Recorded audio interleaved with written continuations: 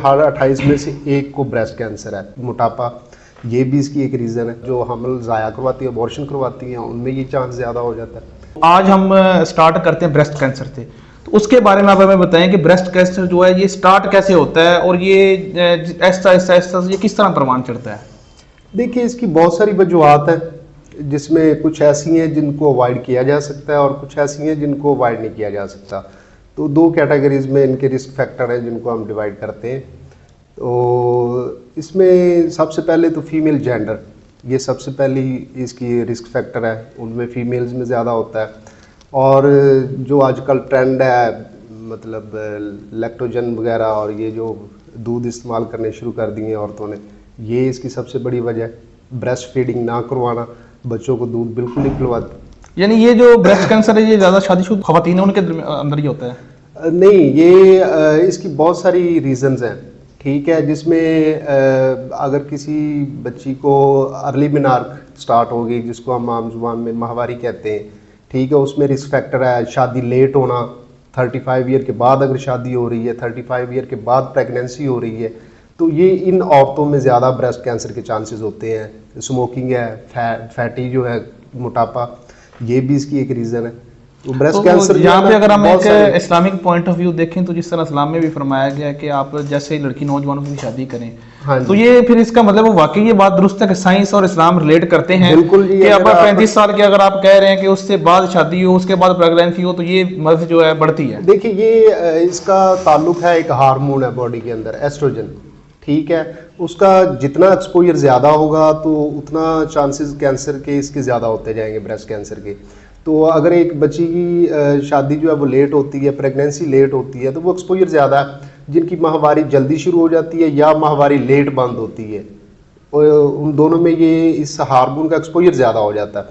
तो इसलिए इन औरतों में ब्रेस्ट कैंसर के चांसेस बढ़ जाते हैं। फिर स्मोकिंग भी इसकी कॉज है, अल्कोहल भी इसकी कॉज है। हमारे माशरे में तो अल्कोहल का कंजप्शन नहीं है, लेकिन बड़े शहरों में तो अभी हाँ, ये काफ़ी ज़्यादा आ गया। हमें देखने को मिलता है कि अब तो ये हालात हैं कि लाहौर की पहले सड़कों पे आप देखते थे कि मर्द जो होते थे ना नशई, वो आपको नजर आते थे।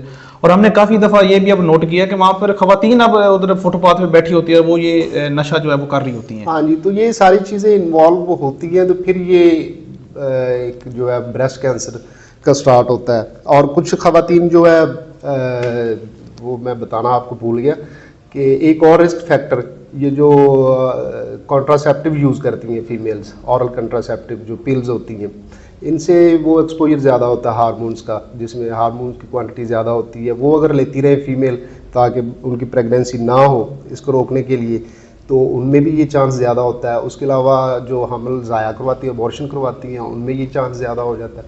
तो ये सारी रीज़न जब होती है तो ये कोई ना कोई रिस्क फैक्टर होता है। और सबसे बड़ा जो रिस्क फैक्टर है वो फैमिली हिस्ट्री है। अगर किसी की माँ को है कैंसर या पीछे दादी को कैंसर है, तो उनमें ये चांस जेनेटिक ये एक मर्ज चल सकती है। हाँ, हाँ जी, बिल्कुल। अच्छा, ये ब्रेस्ट कैंसर, एक तो आपने ये चीज़ें बताई। अच्छा, इसका इलाज अब क्या है?